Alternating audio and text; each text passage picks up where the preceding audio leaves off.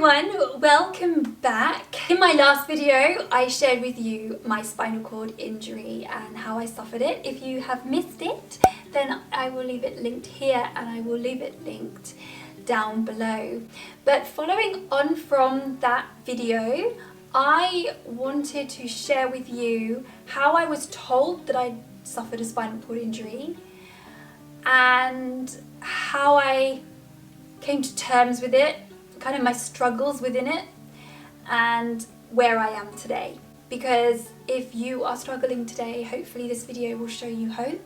It might give you some ideas on what you can do to maybe help yourself feel better and show you that life can just begin and it doesn't necessarily have to be all doom and gloom. So as you know, I suffered my spinal cord injury when I was 9 after heart surgery went pretty wrong. It wasn't until I was strong enough mentally and physically that my parents told me what had happened, and they sat me in our kitchen, and I remember it really vividly, and they told me what had happened, and I just cried and cried and cried and was angry, and I couldn't understand why this happened to me, and just totally in shock. As a child, I spent a lot of time questioning what I had done wrong and why this had happened to me and what I had done to deserve it and why God was punishing me. But my parents gave me a lot of hope. They were like, you know, you're gonna get better, we can get through this. And they did everything that they could to help me. I had physiotherapy every day. They gave me all the love and support that I needed, and so did my family.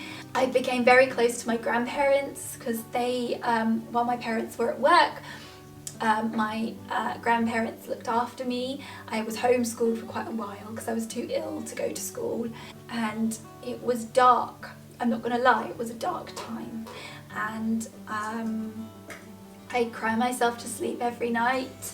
I was angry, and I think you go through, when you're told that you have a spinal cord injury, you go through these emotions. I'm not saying that this is right and everybody does, but this is what happened to me. So I was told and I was devastated, and my world crashed around me. I know you see my videos today and you must think, oh, she's fine, it's all good, it's all good.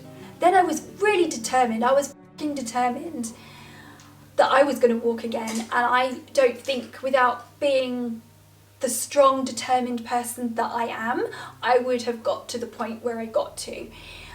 It was just literally, I shut myself down. I didn't want anything to do with being disabled. I didn't want anything to do with mobility aids. I was going to do it. And I think you have to have that, drive, you have to have that focus, and you have to be like, F it, I'm going to do it. I don't care what anyone says. And even if you just make a slight improvement on that particular task, you're winning. And I think that's what you need. You need that fire, you need that determination. So, I mean, I was angry, and I think that anger really gave me the determination that I needed to push. I was really depressed as well, and on drugs. So that didn't help. Medicated drugs. I was 9, people. I was 9. And that really was hard. And then I kind of got better. Mentally, physically stronger, out and about. I was given a trike by the physiotherapy department, where it would move my legs round, and my grandparents or my mum and dad would push me, and we'd go for walks along the beach.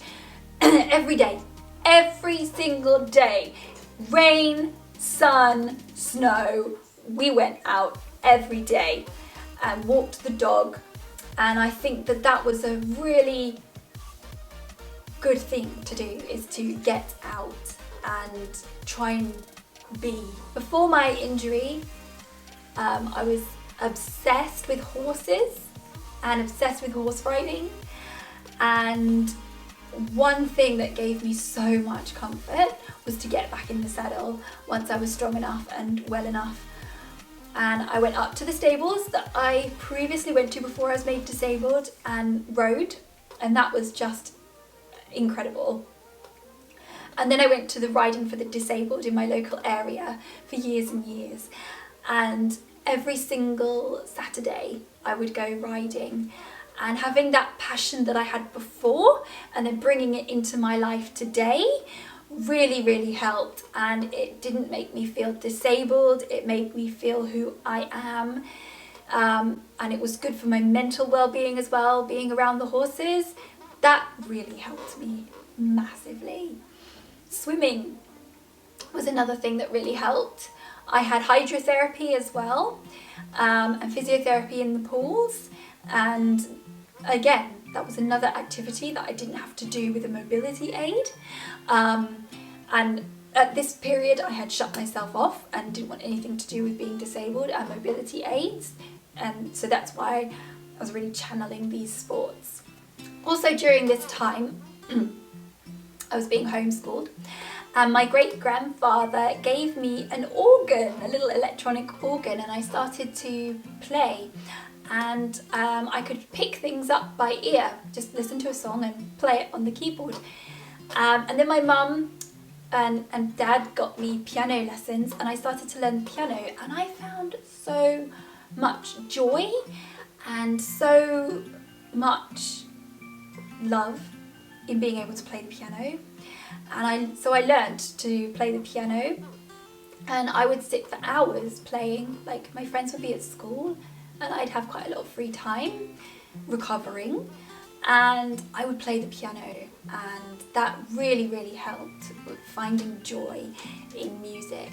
And I think what else was nice about that was not everybody can do it. Like, pretty much every able-bodied person can walk, but not every able-bodied person can play the piano. So it felt really good to like go into a room and then be able to play the piano and everyone sort of stop and listen and not focus on the disabled girl, but focus on this girl who was playing the piano. And so I really found enjoyment with that. And then I also learned the clarinet as well, but that didn't take off. But the piano, I played that until I had Daisy. And yeah, I really want to get a piano again actually and start again, because I really enjoyed that. So as you can see, finding a hobby that you can do rather than something that you can't do really helps. And then I went to school, and that was just so dark and so awful and horrible, and I hated it.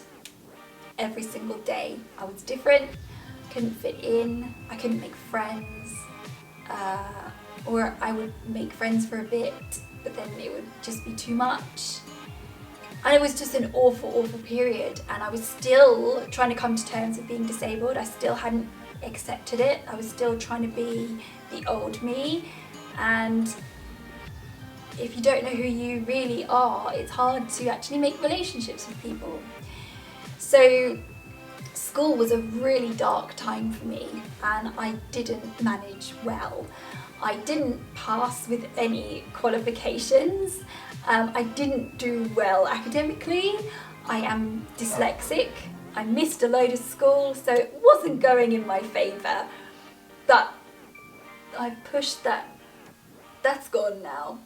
And it felt like it was never going to end. But it does end, and it gets better. And then it wasn't until I got to college that my life really turned around, and I fell into the gothy emo crowd. I wore baggy skater pants, I wore dark clothes, I had like loads of chains. I'm gonna have the dog wants me to play with her, if you can hear her. I had loads of piercings and loads of like big piercing jewellery, into like loads of alternative music. We'd go to rock nights, and it wasn't until I started meeting these people who just accepted me for who I was and didn't really care. I think part of that is like I had grown up, they had grown up, and part of that was they had just accepted me for who I was. And it wasn't until that period that I really began to enjoy life again and be comfortable with who I was. Then learning to drive was a massive turning point for me. And I was super cool, man, because I was like one of the only people in the group with a car. So like Queen Bee over here, yeah, you can get in that whip. We go to rock nights. I would get I'd drive there and leave my car there. I wouldn't drive under the influence, obviously. And I partied hard, and I do not regret it for 1 second. I had a blast. I loved it. It was a really great time. And I had a blast. And that is when the acceptance came. So it took 10 years to really get on that journey of acceptance. And I don't know whether that was because I was a child and I had to go through all of those changes relatively soon. I've met some people who've been injured for like 2 or 3 years and they're doing pretty well. And I know that I wouldn't be able to do what they're doing when I was like 2 years in. Do you mind? But it does get better day by day. Celebrate your wins. Concentrate on what you can do, not on what you can't do. Find a hobby, get out. You don't think that your life has ended. You need to mourn the life you did have and the way you were. That's completely acceptable and normal. And you will get angry at people, you will get angry at yourself, and it is not easy. But then you've got to look forward and make the life that you have got as best as you can, because you've been given a second chance. And I am a firm believer in things happen for a reason. If this hadn't happened to me, I wouldn't have done anything that I've been talking about. Another thing that I didn't mention is when I was growing up, there was no social media. The only person that I could look to and think, yeah, he's like me, is Ade Adepitan, who is an English basketball player / television presenter. Now he's a black guy in a wheelchair. He's not really like me, but he was literally the only one that I could cling on to and be like, yeah, he's kind of like me. But now there's loads of people like me. And there's loads of people like you that you can just look on. You can go on Instagram, check out a hashtag and see loads of beautiful, aspiring, different, struggling, any area of disability you want to look at, you can find. Back then I had no one, and that is what I found so hard and why I couldn't accept my disability, because there was no one I could think, oh yeah, she's like me, I can do that.